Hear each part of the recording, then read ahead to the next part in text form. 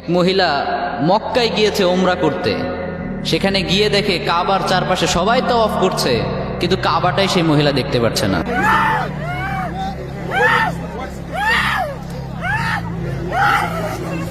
নাউজুবিল্লাহ পড়বেন না? কাবা চারপাশে সবাই তাওয়াফ করছে, কিন্তু সেই মহিলা কাবাই দেখতে পাচ্ছে না। She isn't blind but she can't see the কাবা। মহিলাটা কিন্তু অন্ধ না, মহিলাটা সব দেখতে পাচ্ছে, বাট কাবা শরীফটাই দেখতে পাচ্ছে না। তো এই ঘটনাটা আমি যখন দেখলাম, তখন এর অ্যাকচুয়াল রিজনটা আসলে কি এটা ফাইন্ড আউট করার জন্য আমি একটু রিসার্চ করলাম। তো রিসার্চ করতে গিয়ে তেমন কোনো অথেন্টিক সোর্স থেকে আমি এর কোনো অ্যাকচুয়াল রিজন খুঁজে পাইনি। বাট আই গেস এই মহিলাটা হয়তো তার লাইফে এমন কোনো অন্যায় করেছে যে অন্যের শাস্তিস্বরূপ আল্লাহ তাআলা তাকে এত বড় অপমান করেছেন। আল্লাহ তাআলা তাকে নিজের বাড়িতে ডেকে এনে কাবা শরীফ দেখার যেই রহমত, যেই বরকত, যেই তৌফিক এখান থেকে মাহরুম করেছেন। নিজের বাড়িতে ডেকে অপমান করা এটা কিন্তু চারটিখানি ব্যাপার না মিয়া। আল্লাহ হলেন রহমান, তিনি হলেন রাহিম, ওই দয়ার সাগর যিনি, সেই মহান রব্বুল আলামিন একজনকে বাড়িতে ডেকে এনে অপমান করেছেন। এটা কি সহজ কোনো ব্যাপার? ছোটোখাটো কোনো ব্যাপার নয়। তো এজন্য এখান থেকে আমার যে মেসেজটা আপনাদেরকে দিতে চাই সেটা হচ্ছে, আমরা যেন যে কোনো অন্যায় করার আগে অন্তত এটা ভাবি যে জানি না এই অন্যায়ের শাস্তিটা আল্লাহ কিভাবে যে দেয় আমরা কেউ বলতে পারি না। পাপ করার আগে যেন ভাবি আমি কার পাপ করছি, কার অবাধ্যতা করছি, এই পাপের শাস্তি তিনি কিভাবেই যে দিবেন আমরা কেউ জানি না। এজন্য পাপকে বর্জন করার দরকার আছে না নাই? আছে।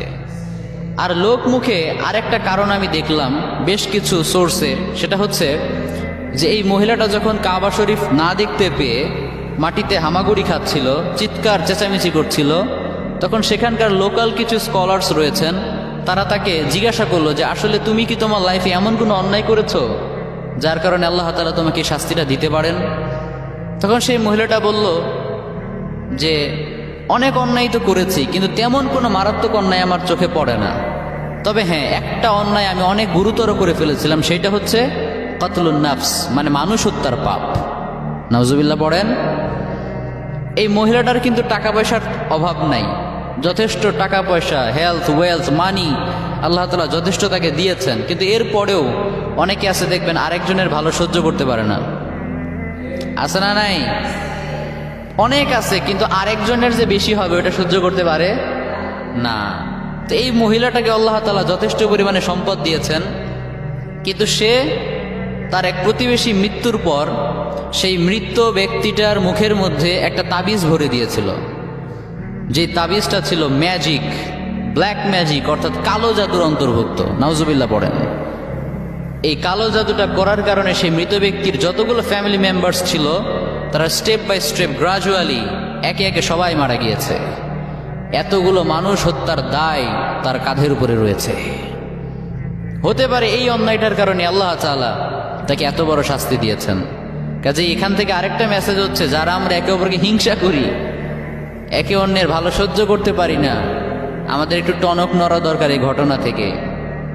আমরা যারা একে অপরকে সহ্য করতে পারি না, আরেকজনের ভালো সহ্য করতে পারি না, তাদের একবার এটা ভেবে দেখা উচিত যে আমি আরেকজনের জন্য কবর খুনলে সেই কবরে তাকে নামানোর আগে আমাকে নিজেকেই নামতে হবে।